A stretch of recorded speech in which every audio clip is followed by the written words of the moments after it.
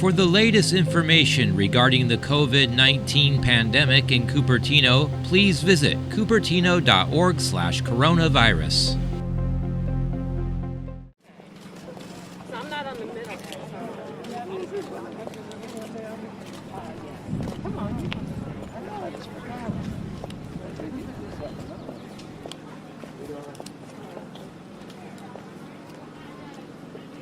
All right. Good morning, everyone. I'm San Francisco Mayor London Breed, and I am here to welcome home our Governor, Gavin Newsom, to make a very, very special announcement. But I do want to start by just really, really thanking the UCSF team, all the runners, all the nurses, all the doctors, all the people who have been on this site since January of this year, vaccinating thousands of San Franciscans. I want to also thank our disaster service workers, people who work for Muni, who work for different city agencies, the library. They have moved from their current responsibilities to be here on site to help make sure that this is a smooth operation. I don't know if any of you've seen, I guess, what they call the pit down there, but for those of you who may not have had a driver's test in many, many years, you may not want to go down there because it's an obstacle course. In any event, today is a good day. Yes, it's a typical foggy day in San Francisco on the west side, but it's still a good day. As of today, over 50% of San Franciscans over the age of 16 have been vaccinated. Yes. And also, 85% of those over the age of 65 have been vaccinated in San Francisco. Our hospitalization rates are at 20 people. Can you believe where we were over a year ago and where we are now today with that many people who are vaccinated? Who would have thought we would be at that place today? San Francisco is currently in the orange tier. And fingers crossed, Governor, we'll be in the yellow tier next week, and we'll be headed home very soon. But guess what, folks? We're still in the pandemic, and we still need to be careful. As you can see, we are still wearing our mask, even though I don't think I know what anybody else looks like here, but we're keeping each other safe.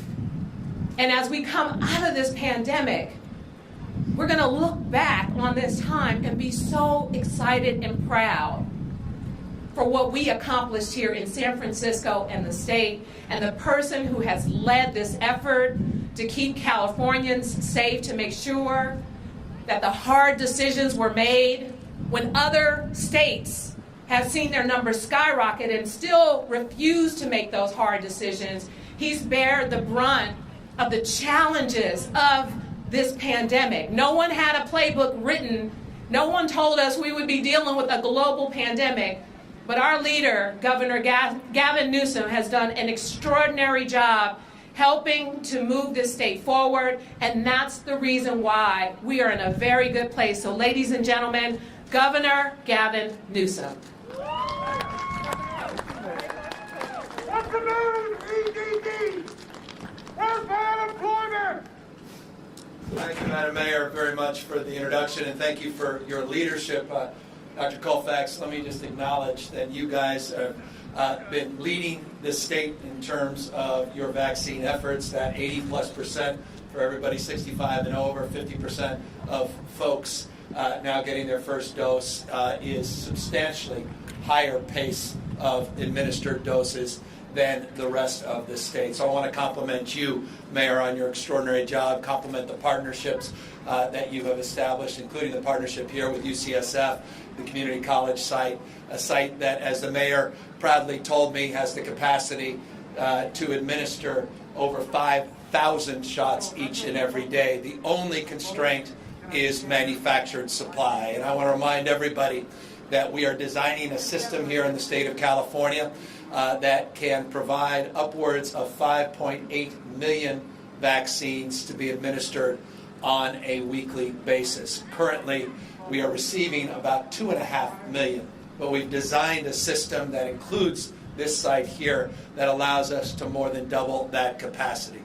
In anticipation, with expectation that we will be receiving more vaccines, you had noted that everybody now in the state of California, 50 years and up, is now eligible to receive their vaccine. We began that process, established that threshold on April 1st.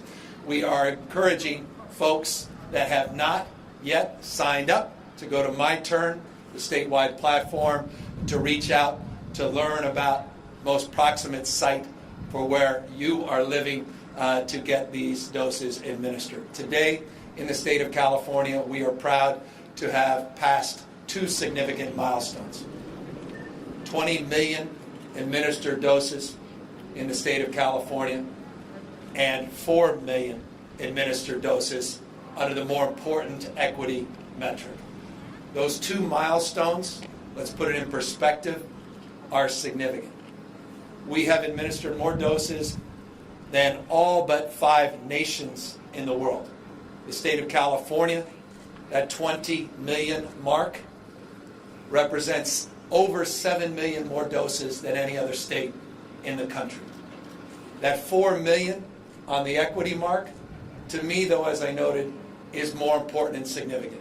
This state set a commitment and a audacious goal of providing over 40% or upwards of 40% of all our first doses and providing them under an equity metric in order to deliver on the cause of equity. We still have a lot of work to do in that space. We're mindful of that. But that 4 million mark is as important as the 20 million mark. And today we have formally passed that. So what does that mean? It means a number of things. We're seeing death rates, mortality rates go down.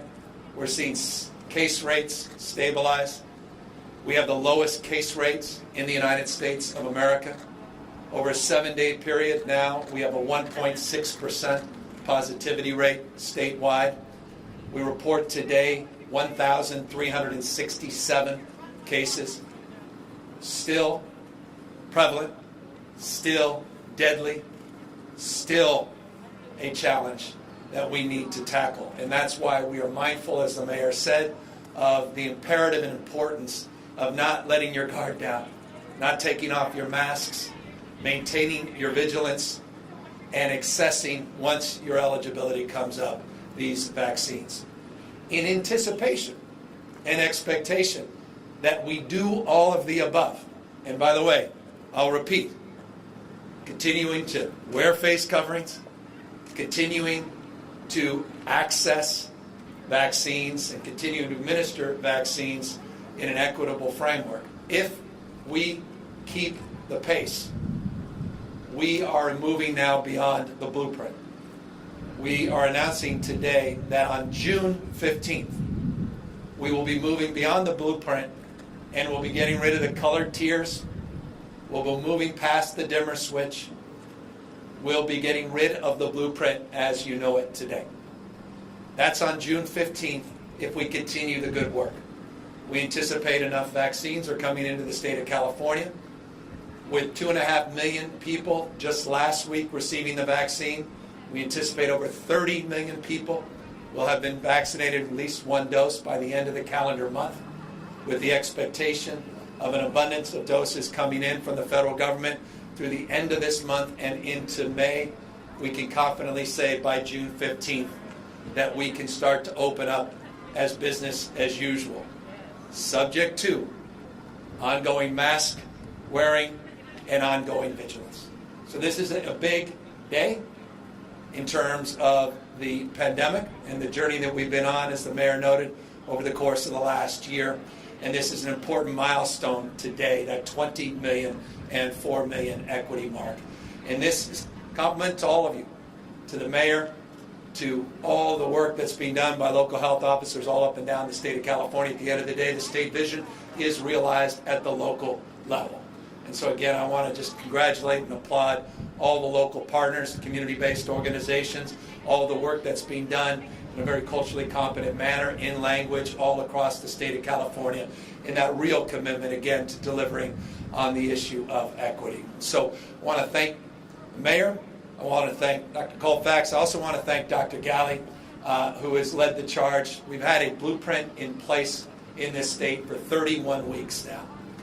And by the way, 16 counties are moving today into less restrictive tiers in that blueprint, which is further progress.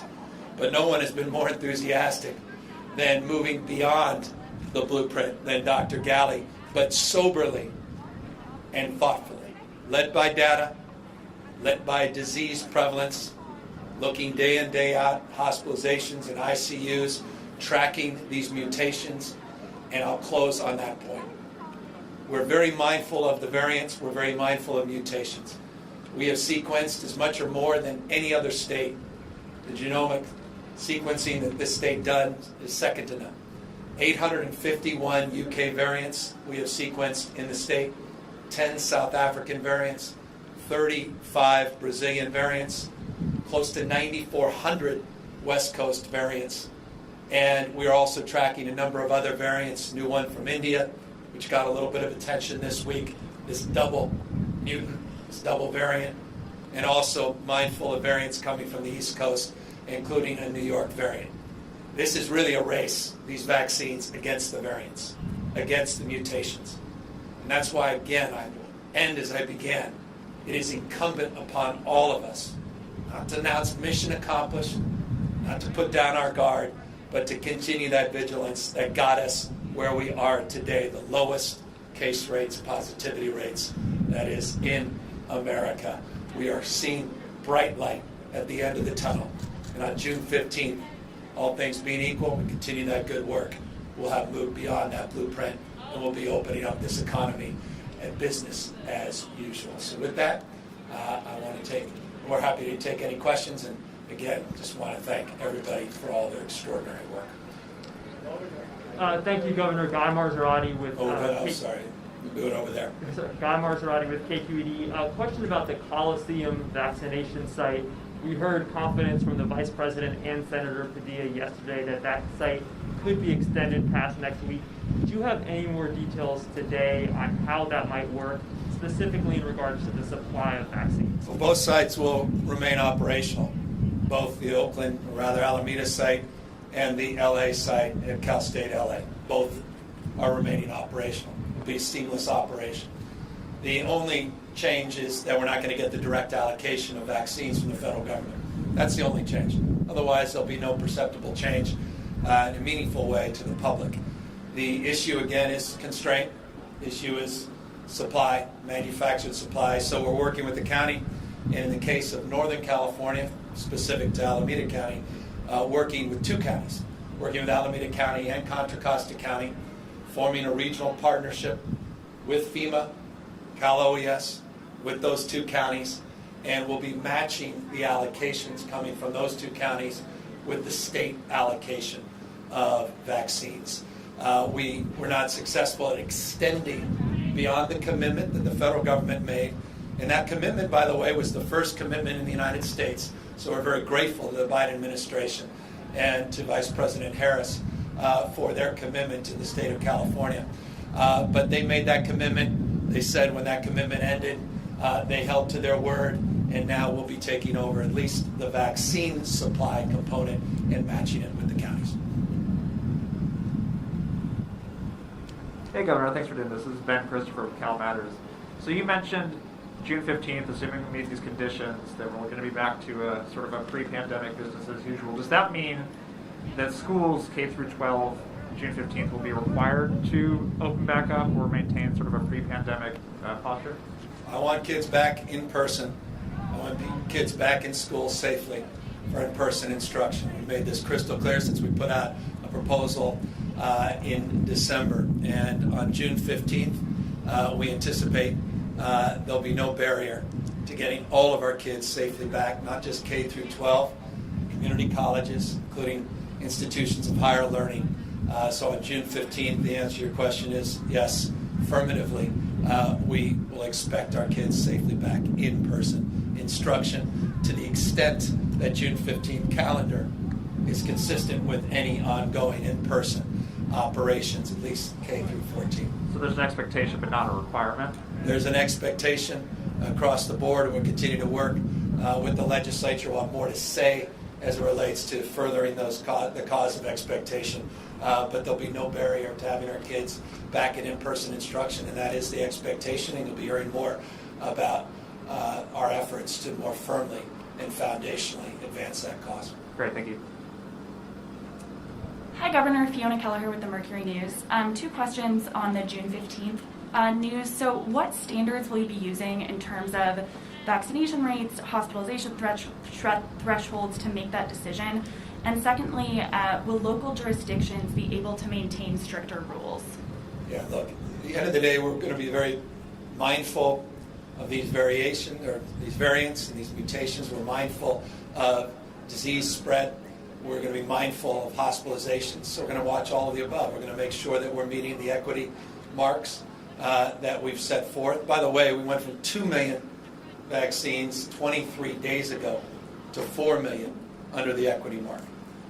We anticipate conservatively, again, and this is just assuming an old pace. Let's do the conservative pace.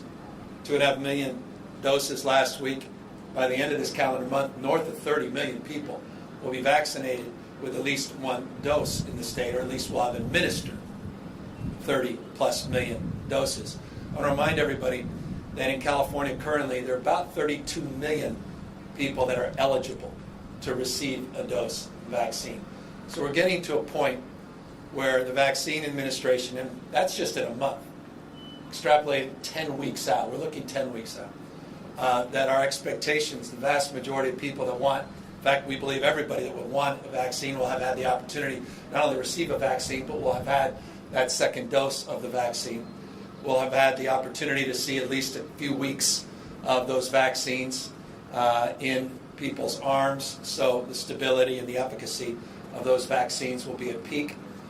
We anticipate that the case rates will stabilize, and we anticipate that we will not see a significant increase in hospitalized patients that have received a vaccine, and that's a metric to which we are marking consideration as it relates to our broader surveillance. Dr. Galley, I want to come up. You can talk a little bit more because we have not put precise numerics to that because we're working with the counties, but we broadly are monitoring at least those categories and 5 total categories as it relates to that question. Thanks, Governor and Mayor. Thanks for hosting us, and Dr. Colfax, thank you for all your hard work.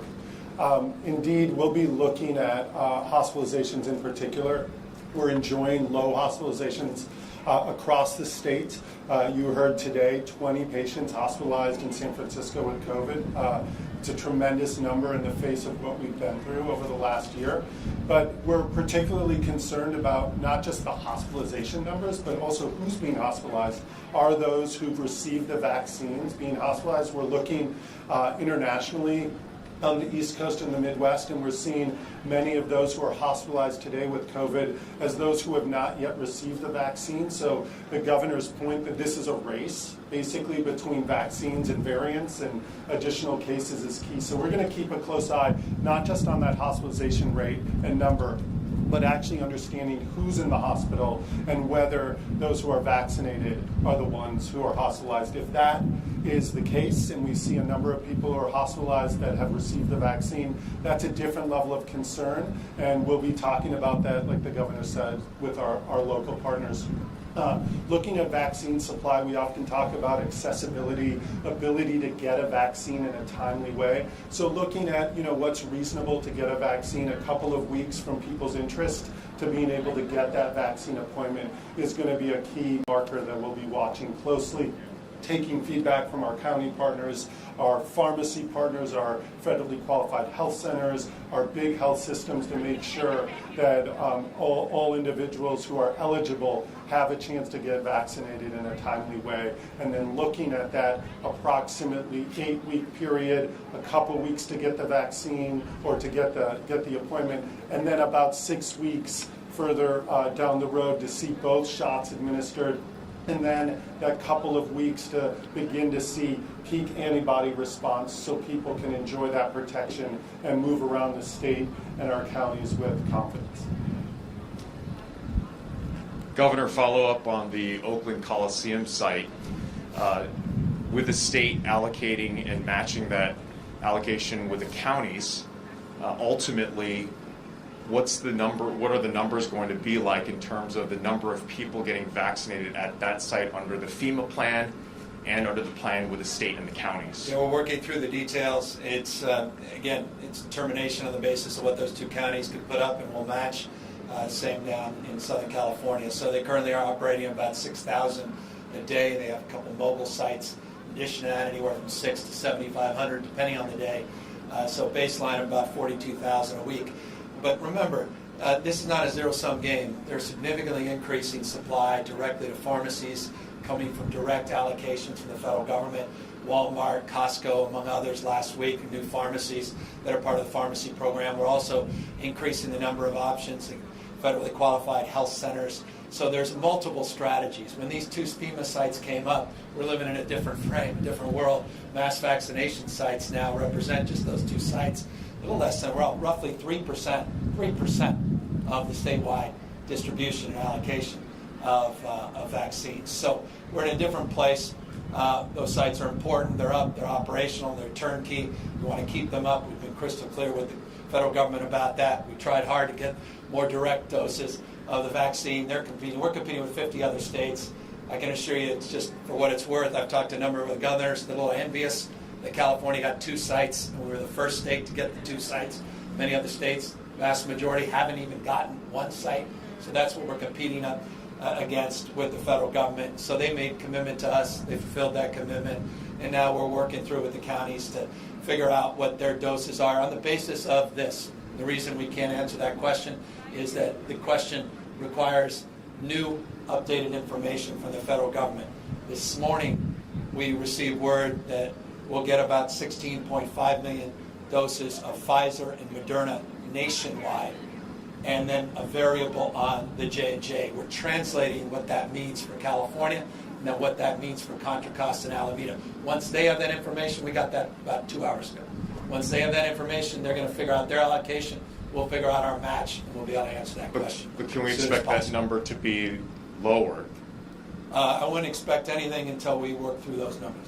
Regarding mask mandates, about a third of the states across the country have lifted their mask mandates or have never had them in place. When do you anticipate the state of California lifting that mask mandate? We're not anticipating in the short run lifting the mandate for masks. We think it's incredibly important. It's the most powerful and important non-pharmaceutical intervention we can do to mitigate the spread of this disease. And I want to remind people that this disease continues to be deadly, not only here in the state, across this country. And the disease didn't take Easter weekend off. It's not taking this week's spring break off. This disease is as deadly as it's ever been. The only thing that we have done is we have suppressed the spread. We've mitigated that spread because of the number of vaccines that have been administered, because of the antibodies that are that have obviously significantly increased across the state and country, and because of mask wearing. And so we are committed to extinguishing this disease, and we don't have any short-term goals as it relates to lifting the mask mandate. Hi, Governor. Stephanie Zero with ABC7. 2 questions here. The first being just a follow-up to what you just alluded to a moment ago. How many vaccine doses do you expect California will be receiving weekly by early May? And secondly, given that indoor venues will be able to reopen assuming criteria is met, what is the state doing to crack down on fake vaccination cards? So as it relates to vaccines, 2 weeks ago we received 1.8 million. Last week, 2.1 million. This week, 2.4 million. I just referenced, just had a call, governor's call, weekly call with Jeff Zients, who runs the task force for the Biden administration, and they set out the federal allocations. We're translating that again. We just got those a couple hours ago. And once that information is, once we receive that detailed information, then we present that to the counties, we present that publicly to you in real time. I anticipate those numbers to continue to go up. The one variable remains J&J. The stabilization on Pfizer and Moderna, we have more confidence in the short run. J&J, we have lots of confidence in the medium run and long run, meaning the short term with J&J variability begins to give way to more confidence in May that J&J will substantially come in at a much higher and more predictable number of manufactured supply. But the issue of supply, we have confidence that the numbers will continue to tier up and that by May we'll be in that frame that President Biden made clear a few months back when he said by May every eligible American that wishes to access and get a vaccine will have the ability to schedule that access, and I believe that to be the case in May as well. Hi, Governor. Andres with Telemundo. Are you worried about the cases going up in some counties, like, for example, Alameda? You know, we're always mindful, and every day, first thing we do is we wake up and look at the case rates. We look at it by region. The Bay Area has seen a modest increase in the last number of days. Statewide, we've seen a decrease. As I noted, 1,367 cases. Statewide, put that in perspective, New York had over 6,700, state half our size. Florida over 4,700, much smaller state. California less than 1,400. Now, we were 2,400 a few days ago, so it bounces back and forth. Positivity rate, though, has remained over a 7-day period at 1.7%, or 1.6 today, 1.7, 1.8 the last few days. So, yes, every day we are cautious, we're mindful, and every day someone gets a vaccine, every moment that goes by, one of these cars goes through.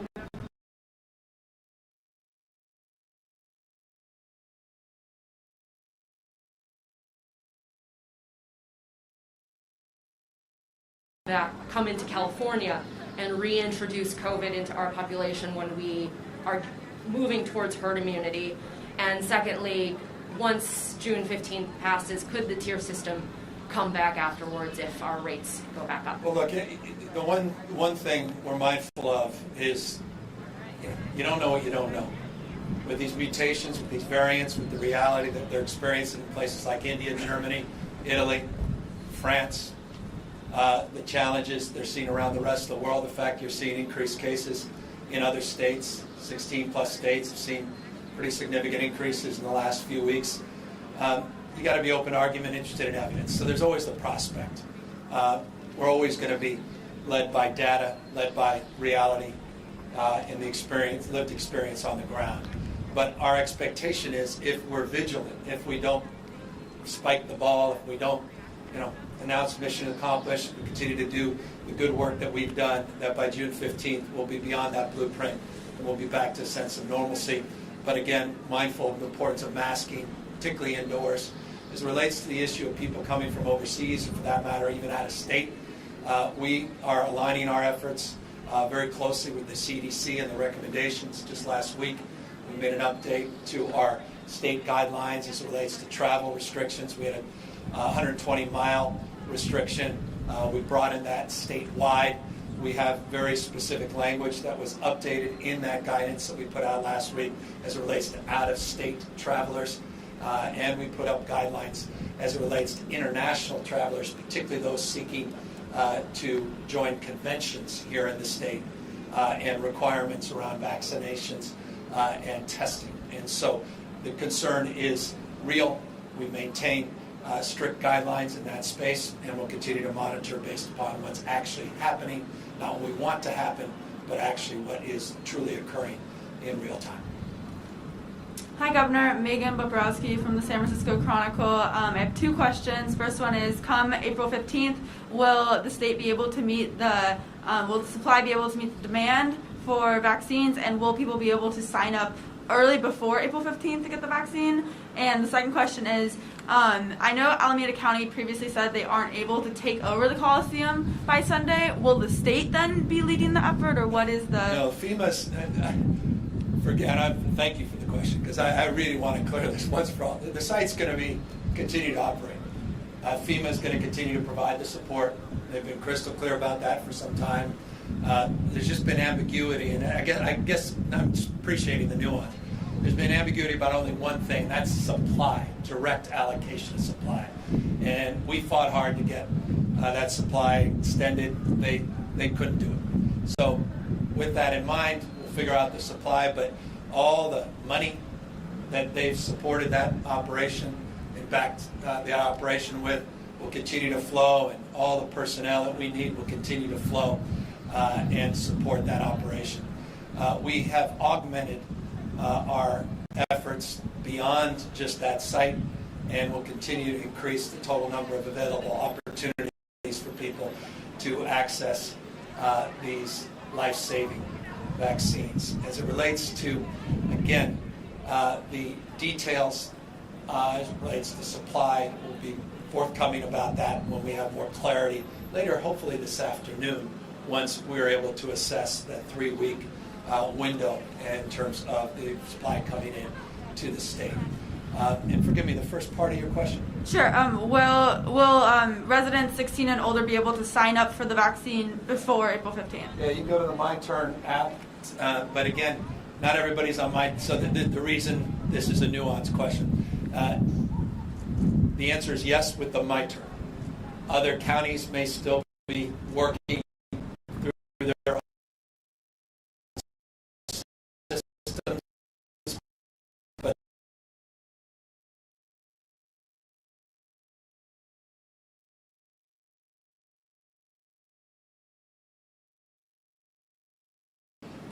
until we have the available supply.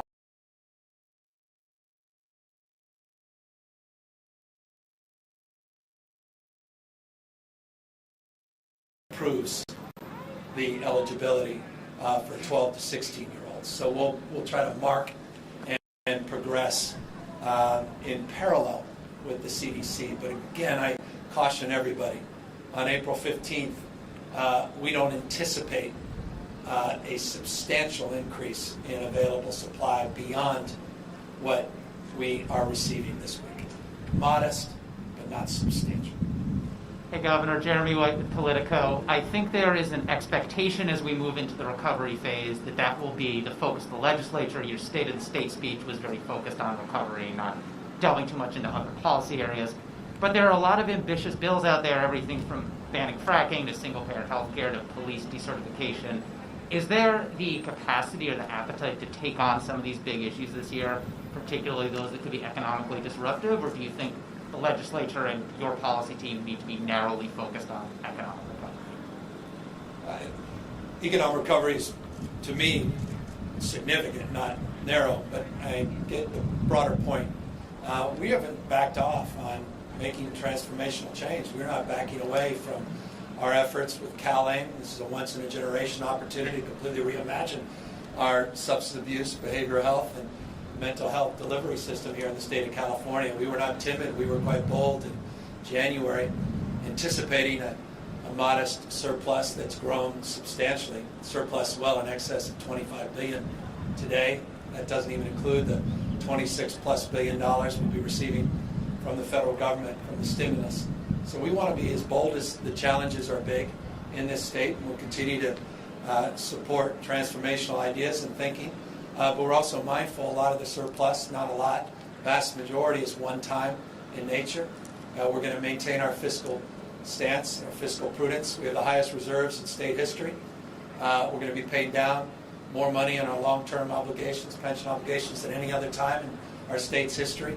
Our bond ratings, one of the highest it's been in over 2 decades. We'll continue to do what we can to set aside dollars for a rainy day.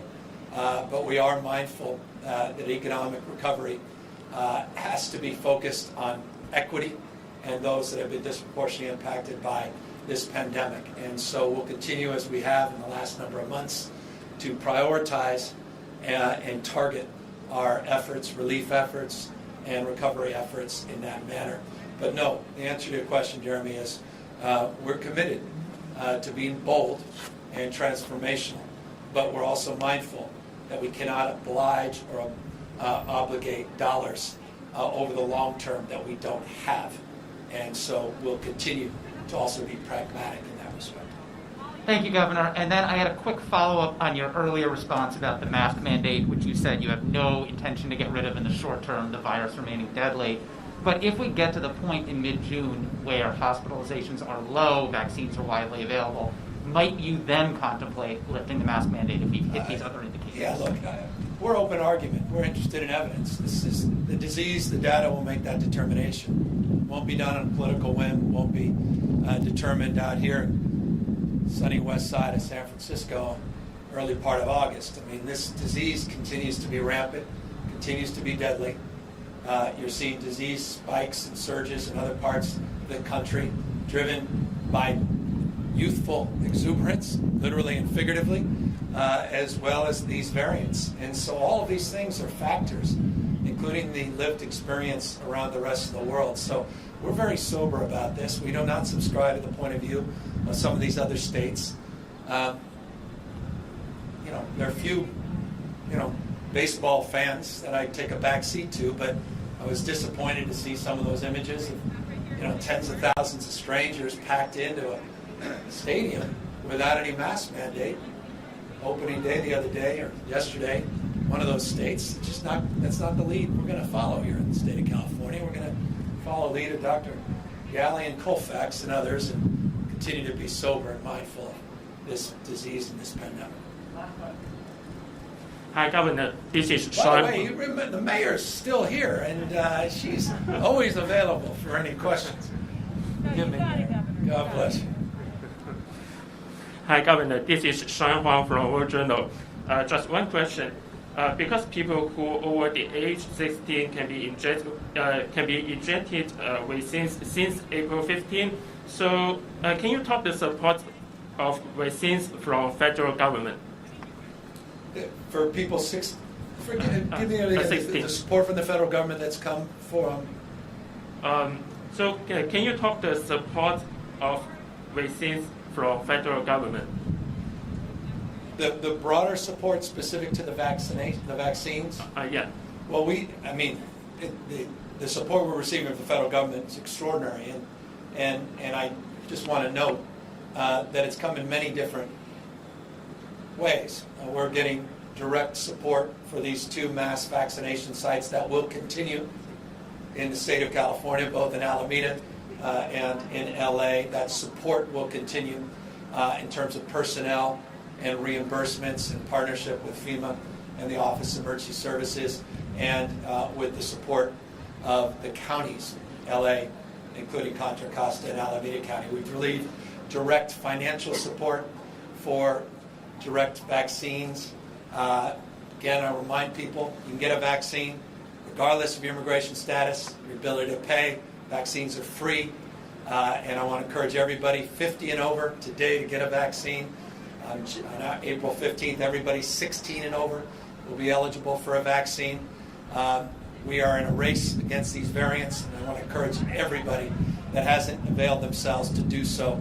And the sooner we do that, we truly can turn the page, move away from this blueprint by June 15th, continue to do what you've done to get us to where we are today, one of the lowest positivity rates in the country, mindful always of these mutations. I want to again thank Dr. Galley and Colfax and thank Mayor Breed for extraordinary leadership, and thank you to the partnership here at UCSF Community College and one of the larger vaccination sites, not only in San Francisco, but in Northern California. We appreciate everybody being out here today. Thank you.